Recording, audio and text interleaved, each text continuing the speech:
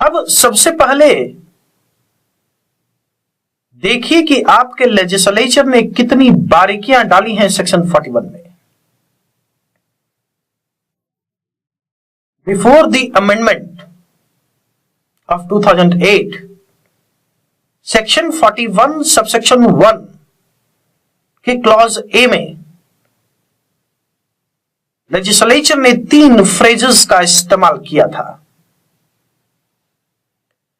वे phrase आपको 2008 के amendment में भी मिल जाते हैं। सेक्शन 41 सबसेक्शन 1 में जो अमेंडमेंट के बाद स्थिति है उसमें भी वो फ्रेजेस आपको मिलेंगे। पहले उन फ्रेजेस को समझिए कि वो क्या कहना चाह रहा है। First phrase is reasonable complaint. Second, reasonable suspicion. Third, credible information. ध्यान दीजिए, लेजिस्लेचर ने कंप्लेंट, सस्पिशन, इंफॉर्मेशन सिर्फ इन शब्दों का इस्तेमाल नहीं किया है, बल्कि इन शब्दों के आगे उसने क्वालिफिकेशन जोड़ रखे हैं। उसने कंप्लेंट नहीं लिखा सिर्फ, बल्कि रीजनेबल कंप्लेंट लिखा। उसने सस्पिशन नहीं लिखा सिर्फ, उसने रीजनेबल सस्पिशन लिखा। उसने इंफॉर्मेशन नहीं लिखा सिर्फ, उसने क्रेडिबल इंफॉर्मेशन लिखा। My dear, I must warn you, legislature हमारा शब्दों का इस्तेमाल बिना मतलब का नहीं कर रहा होता है, और अगर वो इतना महत्वपूर्ण शब्द यहां डाल रहा है, इतनी बारीक बात यहां डाल रहा है, तो इसको वॉच कीजिए। Reasonable complaint, reasonable suspicion, credible information, इसी तरह से वो शब्दों का खेल कर रहा है। सीआरपीसी में आगे भी आपको इस तरह से शब्दों का खेल मिलेगा। 157 में हमने लिख रखा है रीजन टू सस्पेक्ट, और भी कई जगह आपको मिलेगा reasonable ground to believe, reason to believe.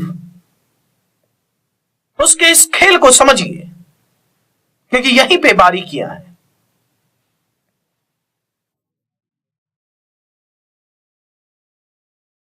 सबसे पहले देखिए, जो उस शब्द में एक शब्द आ रहा है सस्पिशन।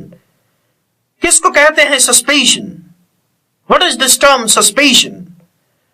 ये बात आपको प्रिवी काउंसिल ने समझाई है 1969 के एक जजमेंट में, शाबन बिन हुसैन वर्सेस चांग फू कैम। इस जजमेंट में क्या फैक्ट्स है हम आपको बताएंगे जब उसकी जरूरत हमको पड़ेगी, और क्या बारीकियां हैं वो भी हम आपको बताएंगे जब उसकी जरूरत पड़ेगी। अभी जिस चीज की जरूरत है उसको देखिए। शाबन बिन हुसैन के केस में उसने आपसे कहा, this term suspicion in its ordinary meaning is a state of conjecture और surmise where proof is lacking. That means I am saying a statement that I suspect, but I cannot prove.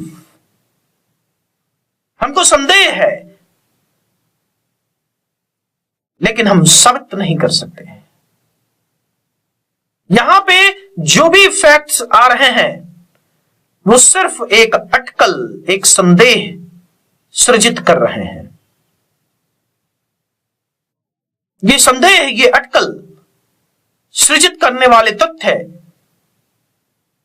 सबूत के स्तर के नहीं है, ये ख्याल रखिएगा। और सस्पिशन उस इनिशियल स्टेज की बात कर रहा होता है जब आप इन्वेस्टिगेशन शुरू कर रहे होते हैं। Before initiating the investigation or at the time of initiating the investigation. इसलिए उसने लेजिस्लेचर ने 157 में लिखा है रीजन टू सस्पेक्ट, सिर्फ सस्पेक्ट नहीं, रीजन टू सस्पेक्ट। ये सस्पेक्ट सस्पेशन एक ही कैरेक्टर का है।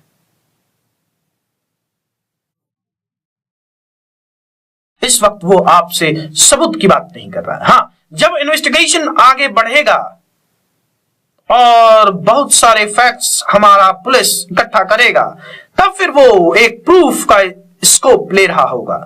तब जब वो फैक्ट प्रूफ में तब्दील हो रहा होगा, तब हम कहेंगे कि हमारे पुलिस ऑफिसर का वो केस कंप्लीट हो रहा है और अब ट्रायल हो सकता है। अब ट्रायल में मामला जाएगा।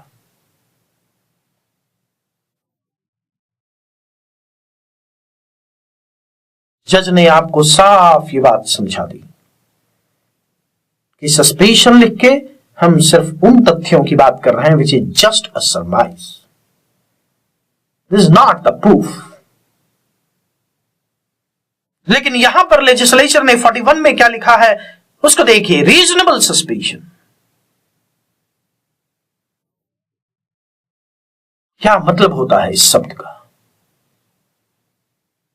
एक लीडिंग केस है हमारे पास, बिहारी सिंह, BEHARY, बिहारी सिंह। जस्टिस मार्कबी का यह जजमेंट है। जो कुछ भी कहा गया था इस जजमेंट में, उसको कई जजमेंट्स में बाद में फॉलो किया गया। इसी बिहारी सिंह के जजमेंट को फॉलो किया गया है आपके इन रेफरेंस चारू चंद्रा के जजमेंट में 1916 में कलकत्ता हाईकोर्ट के द्वारा। इसी बिहारी सिंह के प्रिंसिपल को फॉलो किया गया है 1925 में आपके सुबोध चंद्र रॉय चौधरी के केस में, सिंध कोर्ट के द्वारा सैंडिनो के केस में 1934 में, त्रिभुवन का केस। कई केसेस इस तरह के हैं जिसमें बिहारी सिंह के इस कंसेप्ट को फॉलो किया गया है। जस्टिस मार्कबी ने बिहारी सिंह के केस में आपको साफ कहा, no definition is possible of what is reasonable complaint और reasonable suspicion, as it depends so much on special facts of each particular case. But it must be at least founded on some definite facts tending to throw suspicion on the person arrested, and not mere vague surmise or information. ध्यान दीजिए क्या कहा आपको Markby ने। I am again repeating, no definition is possible of what is reasonable complaint और reasonable suspicion, as it depends so much on the special facts of each particular case, but it must be at least founded on some definite facts tending to throw suspicion on the person arrested, and not mere vague surmise or information. ये सिर्फ एक संदेह नहीं है, सिर्फ एक सूचना नहीं है, बल्कि ये ऐसी सूचना है, ऐसा संदेह है जिसका आधार कुछ निश्चित तथ्य हैं, सम डेफिनेट फैक्ट्स, निश्चित तथ्य हैं जो इस संदेह का आधार है, सिर्फ संदेह नहीं। ध्यान दीजिए, रीजनेबल मीन्स बोनाफाइड बिलीफ, सद्भावना पूर्वक जो विश्वास हो उसको हम रीजनेबल कहते हैं।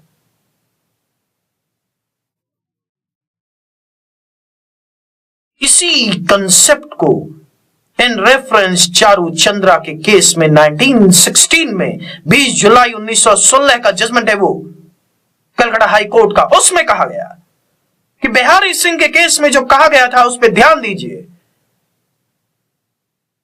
That reasonable suspicion must be founded on some definite facts.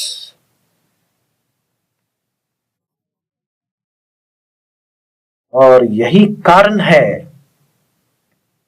कि चारू चंद्रा में ये एक्सप्लेन किया गया कि जिस वक्त हम रीजनेबल शब्द की बात करते हैं या क्रेडिबल शब्द की बात करते हैं, ये टर्म रीजनेबल और credible have reference to the mind of the person receiving the information and not any other person. जिस व्यक्ति को यह सूचना मिल रही है, यह सूचना, यह रीजनेबिलिटी, यह युक्तता या यह विश्वसनीयता का संदर्भ उस व्यक्ति के दिमाग से है, उस व्यक्ति के मस्तिष्क से है जो इस तरह की सूचना या संदेह पा रहा है। दैट मीन्स जो भी फैक्ट्स उस पुलिस ऑफिसर को मिल रहे हैं, उन फैक्ट्स से उसके मस्तिष्क को एक ठोस आधार मिल रहा है, उसकी पर्सनल अथॉरिटी है ये डिसाइड करना कि वो रीजनेबल सस्पिशन है या नहीं है, वो रीजनेबल कंप्लेंट है या नहीं है, वो क्रेडिबल इंफॉर्मेशन है या नहीं है। ये उसकी पर्सनल अथॉरिटी है और इसी वजह से उसकी पर्सनल रिस्पॉन्सिबिलिटी भी है। और यही कारण था कि 1964 में इंग्लैंड के जजमेंट में डेलिशन वर्सेस कैफरी में आपसे कहा गया कि जब भी कोई कांस्टेबल किसी को गिरफ्तार कर रहा होता है और वो कहता है कि उसके पास रीजनेबल सस्पेशन था, then burden lies on that constable itself कि वो साबित करे कि वो फैक्ट्स कौन हैं जो उसके मस्तिष्क को रीजनेबिलिटी दे रहे थे। ये भार साबित करने का उसी पुलिस अधिकारी पे होगा। इस डेलिशन वर्सेस कैफरी के केस में ही डम्बल वर्सेस रॉबर्ट्स के इस कंसेप्ट को भी वॉच किया गया था। 1946 में प्रिवी काउंसिल ने भी एक जजमेंट आपको दिया, विमला बाई देश पांडे। उसमें भी प्रिवी काउंसिल ने आपसे यही कहा कि कोई भी पुलिस ऑफिसर जब हमसे आके कहता है कि उसको रीजनेबल सस्पेशन हुआ या रीजनेबल कंप्लेंट मिला या क्रेडिबल इंफॉर्मेशन हुआ, तो वो भार उसी पुलिस ऑफिसर के ऊपर होता है कि वो साबित करे कि वो रीजनेबल सस्पेशन क्या था, कैसे था वो सस्पेशन रीजनेबल। ये साबित करना उसी पुलिस ऑफिसर को होगा। And this is the duty of the जज टू डिसाइड कि वो सस्पेशन रीजनेबल है या नहीं है। यही बात आपको शाबन बिन हुसैन वर्सेस चंग फो कैम के केस में भी कही गई कि हमने रीजनेबल सस्पेशन डालकर आपको एक ही चीज समझाया कि आप हमारे उस कोर्ट को समझाओगे जिस कोर्ट के सामने अगर इशू उठता है कि तुम्हारे द्वारा किया गया अरेस्ट गलत है, तो तुम उसको समझाओगे उस न्यायालय को कि जो फैक्ट्स तुम्हारे सामने थे, तुम्हारे पास थे, वो फैक्ट्स रीजनेबल थे या नहीं थे। ये बर्डन ऑफ प्रूफ तुम्हारे ऊपर होगा और जब तक रीजनेबल सस्पेशन नहीं होगा तब तक आप अरेस्ट नहीं कर सकिएगा। इस चीज को ध्यान दीजिएगा। हाँ, डम्बल वर्सेस रॉबर्ट्स में आपको यह जरूर कहा गया कि हम ये नहीं कह रहे हैं अपने पुलिस वाले को कि वो बेसिस फॉर कन्विक्शन दिखाए, दोषसिद्धि साबित करने का आधार दिखाने हम उसको नहीं कह रहे हैं। हम उसको कह रहे हैं कि रीजनेबिलिटी दिखाओ, क्रेडिबिलिटी दिखाओ अपने इंफॉर्मेशन की। इतना तो बर्डन होगा ही तुम पे, नहीं तो तुम तो हमारे किसी भी व्यक्ति को कभी भी गिरफ्तार कर लोगे। शाबन बिन हुसैन में डंबल के इसी केस को रिपीट किया गया और कहा गया कि देखिए, रीजनेबल सस्पेशन और प्रिमा फेसी प्रूफ, इन दो शब्दों में भी डिफरेंस है। प्रिमा फेसी प्रूफ में हम एडमिसिबल एविडेंस की बात कर रहे होते हैं, लेकिन रीजनेबल सस्पेशन में एडमिसिबिलिटी ऑफ द एविडेंस है या नहीं है, इससे हमको कोई मतलब नहीं है। हम आपको यह नहीं कह रहे हैं कि आप प्रिमा फेसी प्रूफ के स्टेज तक हमको साबित करो।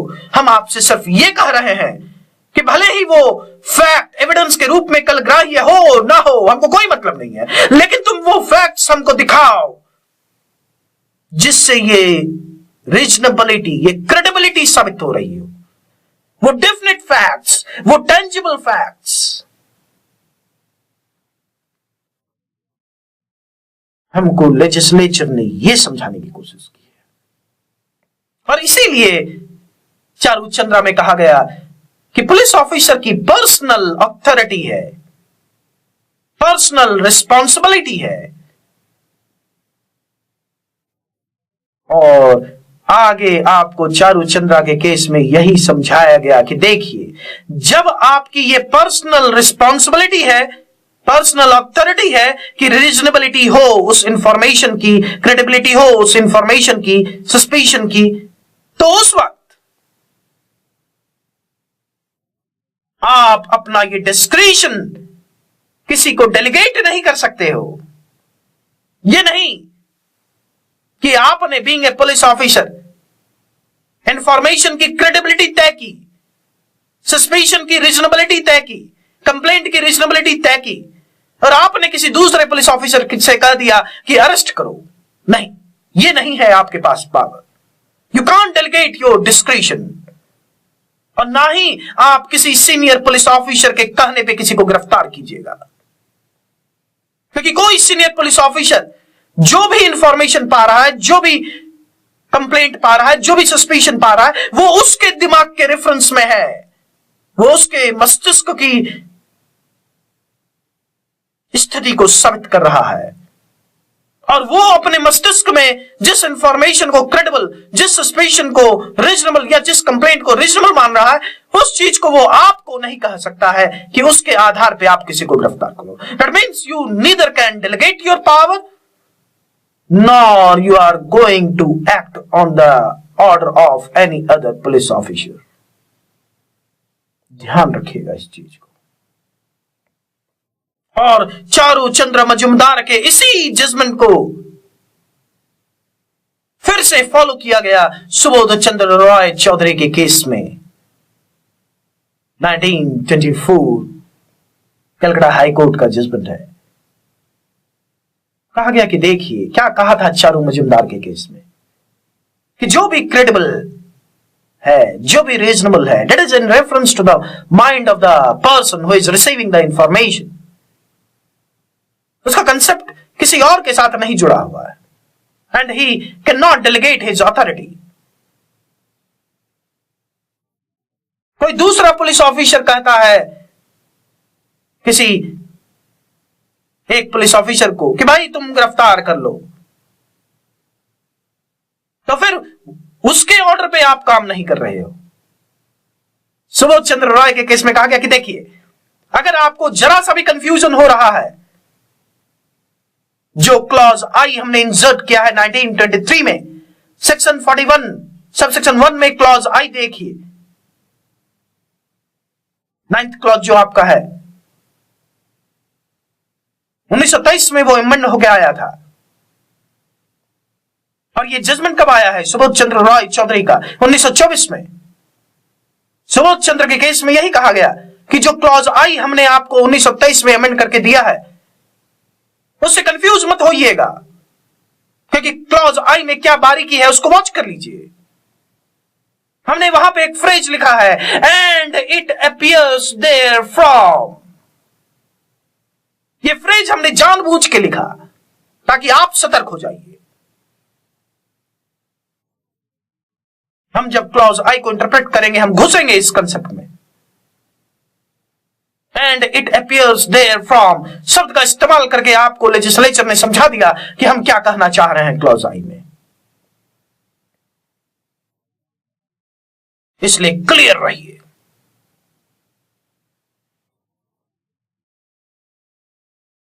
बस एक चीज ध्यान रखिए, जो कुछ भी बिहारी सिंह के केस में कहा गया, it must be founded on some definite facts tending to throw suspicion on the person arrested and not mere vague surmise or information. शब्दों की महत्ता को समझिए।